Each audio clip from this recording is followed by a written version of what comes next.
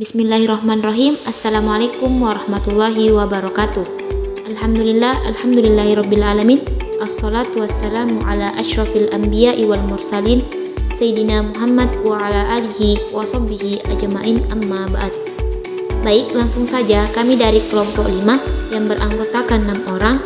Yang pertama Rizky Aulia, yang kedua Suryanti, yang ketiga Akmal, yang keempat Ilham bin Nasir, yang kelima Yasir Arafat, yang keenam Rizman Haris. Baik, kami akan memaparkan materi tentang Bank Pengkreditan Rakyat. Adapun submateri dari Bank Pengkreditan Rakyat yaitu yang pertama, pengertian Bank Pengkreditan Rakyat, yang kedua, sumber dana Bank Pengkreditan Rakyat, yang ketiga, cara menghimpun dana Bank Pengkreditan Rakyat, yang keempat, jenis jasa-jasa yang akan dilakukan perbankan agar bank dapat melakukan aktivitasnya, yang kelima, jumlah modal lembaga keuangan, dan yang keenam itu tujuan Bank Pengkreditan Rakyat.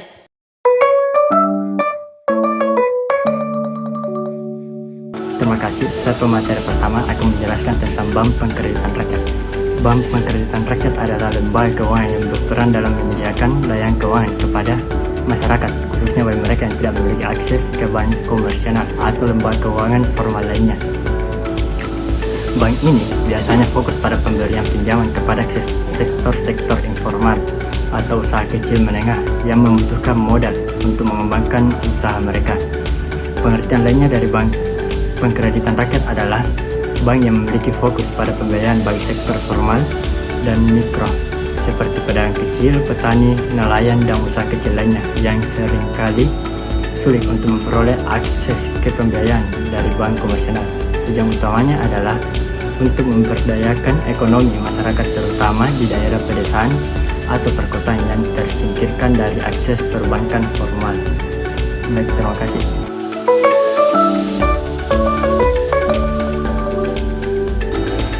Sumber dana untuk Bank Pengkreditan Rakyat yaitu beberapa sumber. Yang pertama itu ada simpanan nasabah, yang dimana Bank Pengkreditan Rakyat dapat mengumpulkan dana dari simpanan nasabah dalam bentuk tabungan, deposito, dan tabungan lain.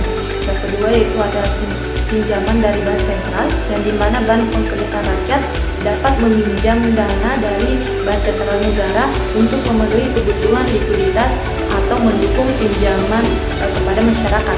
Yang ketiga itu ada obligasi atau efek bersifat utang, yang dimana Bank Pengkreditan Rakyat dapat mengeluarkan obligasi atau efek bersifat utang lainnya untuk mengumpulkan dana dari pasar modal.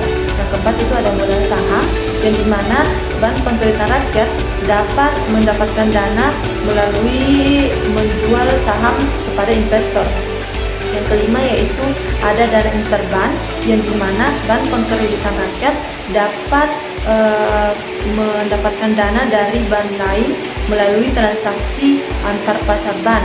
Yang keenam itu ada dana pemerintah, yang dimana pemerintah dapat membantu atau memberikan modal kepada Bank Pengkreditan Rakyat dalam bentuk program atau kebijakan tertentu. Yang ketujuh itu ada pendapatan dari operasional bank, yang dimana pendapatan dari kegiatan operasional bank ini seperti biaya administrasi, bunga dari bank, atau produk-produk lainnya dapat termasuk sumber dana dari Bank Pengkreditan Rakyat. Nah, 7 sumber dana ini dapat membantu Bank Pengkreditan Rakyat untuk menjalankan fungsinya sebagai lembaga keuangan yang dapat membantu masyarakat, termasuk sektor usaha kecil dan menengah, serta individu yang kurang terlayani oleh bank-bank konvensional.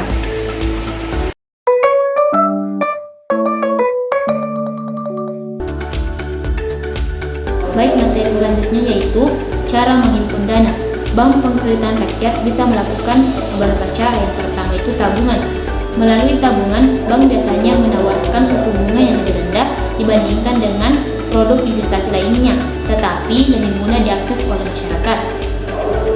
Yang kedua, deposito. Dibandingkan dengan tabungan, produk deposito merupakan aktivitas penyetoran sejumlah uang oleh nasabah untuk jangka waktu tertentu dengan imbalan suku bunga yang tetap.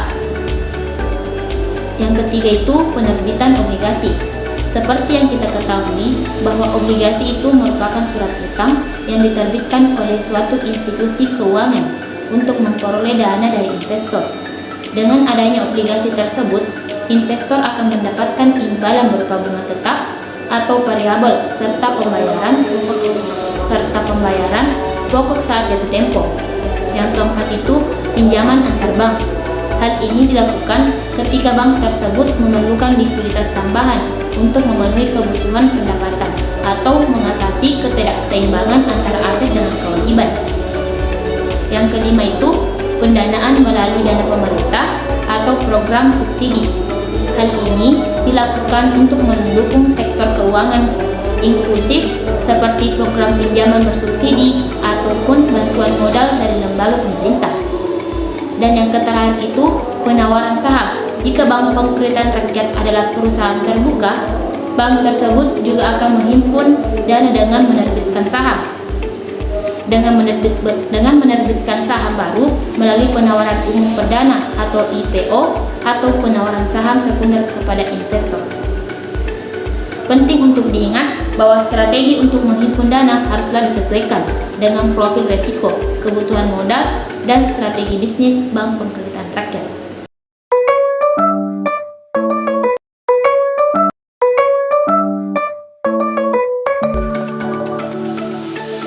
Baik, saya Akmal akan menjelaskan peran penting Bank Perkreditan Rakyat.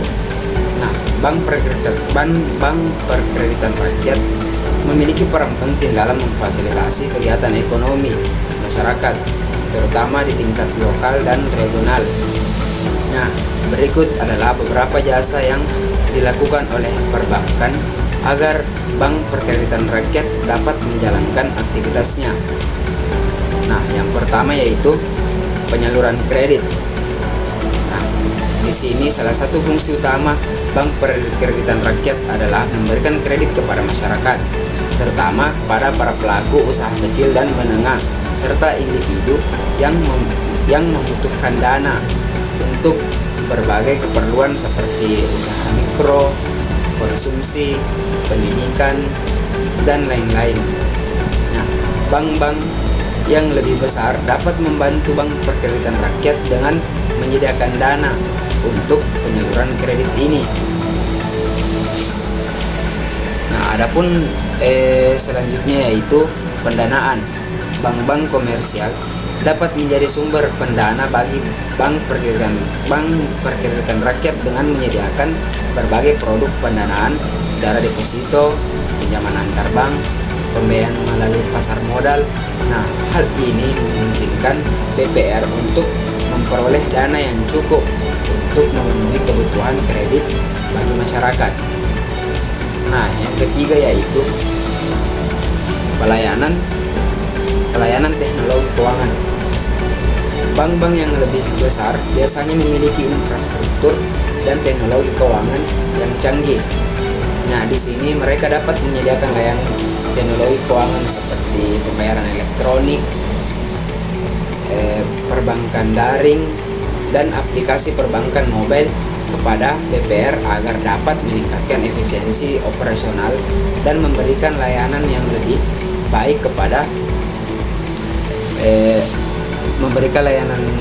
baik untuk nasabah.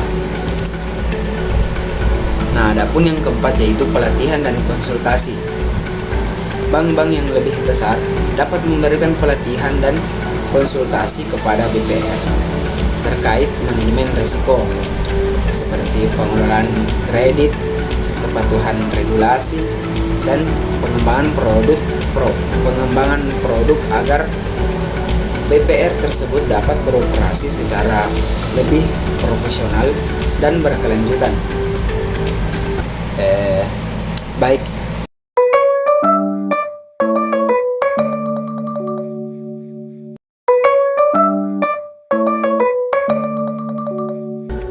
Terima kasih atas kesempatannya. Saya di sini ingin membacakan atau menjelaskan materi kelima, yaitu jumlah modal lembaga keuangan BPR bervariasi tergantung pada regulasi dan kebutuhan modal minimum yang ditetapkan oleh otoritas pengawas keuangan setempat, di mana modal tersebut umumnya berasal dari modal yang ditanamkan oleh pendiri atau pemilik, serta mungkin termasuk tambahan modal dari pihak lain seperti investor atau lembaga keuangan lainnya. Besarnya modal juga dapat berubah seiring waktu sesuai dengan kebijakan dan perkembangan bisnis BPR tersebut.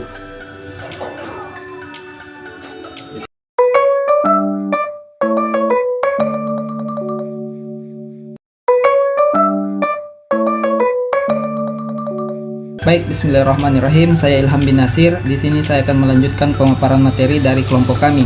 Nah, adapun materi yang ingin saya sampaikan pada kesempatan kali ini adalah tujuan Bank Perkreditan Rakyat. Nah, adapun tujuan dari Bank Perkreditan Rakyat ini adalah untuk memberikan akses kepada seluruh masyarakat, terutama pada kelompok masyarakat yang memiliki pendapatan di bawah standar atau usaha kecil dan mikro untuk mendapatkan akses ke layanan keuangan, misalnya melakukan pinjaman. Nah, bank ini biasanya didirikan dengan tujuan untuk mendorong pertumbuhan ekonomi di suatu wilayah yang memang tidak mendapatkan pelayanan yang baik dari lembaga keuangan lainnya atau bank konvensional lainnya. Nah, adapun beberapa tujuan yang spesifik dari Bank Perkreditan Rakyat ini ada 5. Yang pertama, membantu usaha kecil dan mikro. Yang kedua, mendorong pertumbuhan ekonomi lokal. Yang ketiga, yaitu mengurangi kesenjangan atau ketimpangan keuangan. Yang keempat adalah memberikan pendidikan keuangan. Dan yang terakhir adalah mendukung pembangunan sosial. Nah, itulah tadi tujuan spesifik yang diberikan dari Bank Perkreditan Rakyat ini.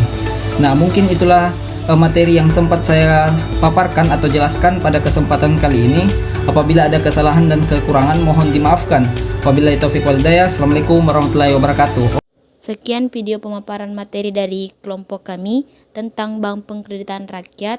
Terima kasih atas perhatian dan kerjasamanya. Lebih dan kurangnya mohon dimaafkan. Wabillahi taufiq wal hidayah. Wassalamualaikum warahmatullahi wabarakatuh.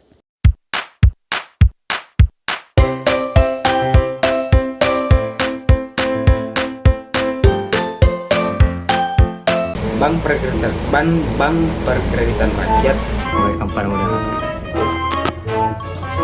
Saya kembalikan kepada moderator. Oke sih Nure. Sekian, wassalamualaikum.